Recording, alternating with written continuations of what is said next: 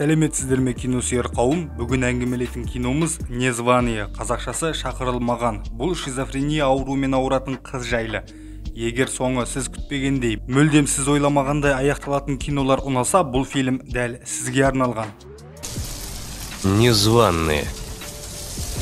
Бойжетіп келе жатқан жасөспірім Анна Айверстің айықпас дертке шалдыққан анасы Лилиан уақытша палатада құрылған қайық үйіндегі өрттен қайтыс болғаннан кейін өз-өзіне қол жұмсау әрекеті салдарынан психиатриялық ауруханада 10 айды өткізеді. Аннаның өзі бұл туралы ештеңе есіне ала алмаса да, оны үнемі қорқынышты түстер мен екі ұл мен қызыл шашты қыз туралы галлюцинациялар қинайды. А как же мой сон? Это просто сон. Ты либо поймешь его, либо нет. Аннаның емдеуші дәрігері бұл бейнелер Анна психиатриялық ауруханаға түскеннен кейін Аннаның әңгімелерінде пайда болды деп алаңдайды. Алайда ол қыздың үйіне оралуы мүмкін деген қорытындыға келеді. Думаете, я готова уйти? А что ты еще хочешь от меня? Анна заттарын жинап жатқанда көрші бөлмеден келген науқас оны қорқытып жібереді. Думаешь, они тебя и вправду вылечили? Пойдем, милочка. Аннаны әкесі Стивен қарсы алып үйіне алып кетеді. Сонда ол Стивеннің жаңа құрбысы Рэйчел Сэммерспен танысады. Ол бұрын Аннаның анасы Лилианның медбикесі болған. Устроим вечеринку. Большую тусовку под названием «Добро пожаловать домой, Анна». Қыз сонымен бірге әпкесі Алекспен де кездеседі. Ол Рэйчелдің әкесіне көз салғанына мүлдем риза емес еді. Я тебе написала целую гору писем. Я ничего не получала, Алекс, клянусь. Кешке Анна Алекске Рэйчел әкесіне үйлену үшін анасын өлтірген болуы мүмкін екенін айтады. Ол оның қорқынышты түстері анасының о дүниеден жіберген қандай да бір хабарламасы деп күдіктенеді. Она пыталась мне что-то сказать. Пожар был не случайен. Ертесі күні өгей шешесі мен Анна базар аралауға шығады. Рэйчел мен серуендеп жүргенде Анна Метті кездестіреді. Ол өрт шыққан түндегі оқиғаларды көргенін және Анна мен сағат 11-де теңізге жақын жартастан кездесе алатынын айтады. Олардың әңгімесін Рэйчел бөліп жібереді. Не нашла молоко? Нет. Нам пора. Сонымен Анна мен Алекс белгіленген уақытта жартасқа келеді, бірақ Метті көре алмайды. Может, что-нибудь случилось? Екеуі қайта үйге оралады. Үйде Анна сол түні Алексден өз бөлмесінде ұйықтауды сұрайды. Түнде Мет кенеттен терезеден Аннаға кіріп кетеді. Ол анасының ескертуі бар екенін айтады. Ал Анна оны құшақтап алғанда кенеттен оның омыртқасының сынғанын көреді. Мэтт, что с твоей спиной? Қорыққан қыз бөлмеден жүгіріп шығады, бірақ қайтып келгенде ешкімді таппайды.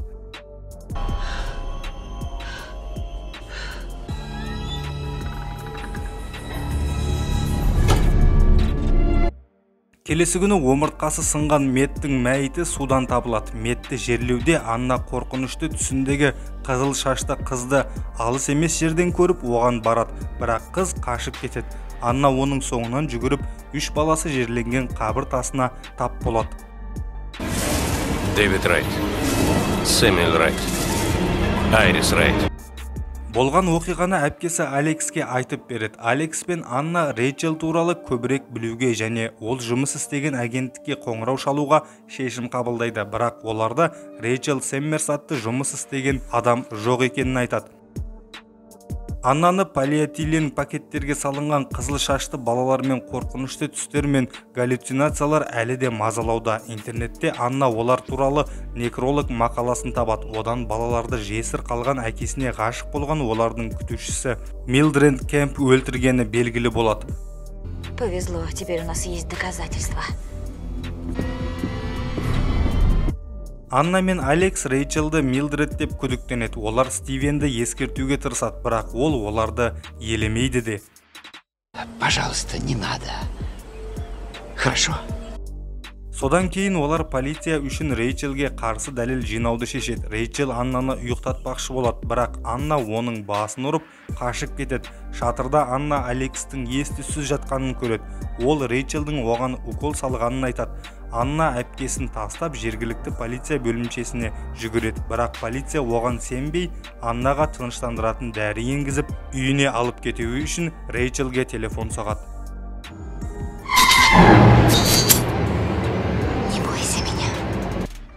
Үйде Рейчел Аннаны төсекке жатқызуға тырысады, ал соңғы сәттерде есік алдында қолында пышағы бар Алексті көреді. Содан кейін ол есін жоғалтады. Ол оянғанда Алекстің Рейчелді өлтіріп, денесін қоқыс жәшігіне салып кеткенін көреді.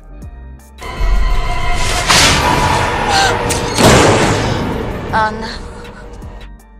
Апалы сіңлілер құшақтасады, бірақ содан кейін Стивен үйіне оралады. Анна оған Рейчелдің оларды өлтірмек болғанын хабарлайды, бірақ Алекс Рейчелді өлтіру арқылы оларды құтқарады. Оған Стивен күтпеген жерден Алекстің мұны істей алмайтынын айтады. Скажи ему, Алекс! Не верь ему. Она умерла Нет, не верь ему. во время пожара. Алекс анасы Лилианмен бірге өртте қайтыс болған еді. Осыдан кейін Анна әпкесінің қолының орнына Рейчелді өлтірген қанды пышақты қысып жатқанын көреді.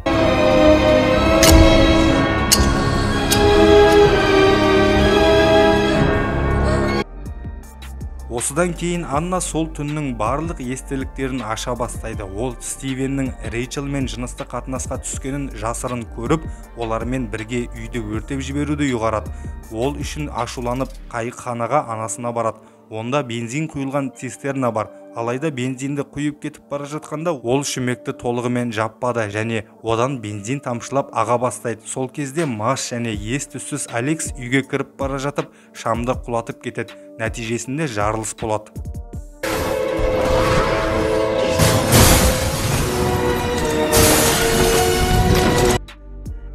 Онда Лилиан мен Алекс қайтыс болды. Анна ауруханадан босатылған сәттен бастап Алекс оның галлюцинациясы ғана болған еді және Метті жерден итеріп өлтірген де өзі болып шығады. Ал Рейчел Аннаның ауруға ұшыраған қиялынан гөрі әлде қайда мейірімді болған екен. Но ты отняла мою мечту. Таңертең полиция Аннаны алып кеткенде офицерлердің бірі Стивеннен Рейчелдің есімінің құпиясы туралы сұрайды және ол бұрынғы жігіті оны аңдығаны үшін есімін өзгертуге мәжбүр болғанын мойындайды. Бірақ оның айтуынша оның шын аты Милдред Кемп емес. Ее настоящее имя Рейчел Варшински. Анна өзінің бұрынғы палатасындағы психиатриялық ауруханаға оралады. Фильмнің басында оны қорқытқан көрші палатадағы науқас қарсы алады. Палатаның үстіндегі белгіден оның Милдред Кемп екенін және Аннаға 3 қызыл шашты бала туралы галлюцинация берген оның әңгімесі екенін белгілі болады. Милдред Кемп. Осымен фильм бітті. Киноның сюжетін толықтай түсіндіңіздер деген ойдамын. Фильм жайлы ойларыңызды комментте қалдырыңыздар. Тіркеле кетуді де ұмытпағайсыздар.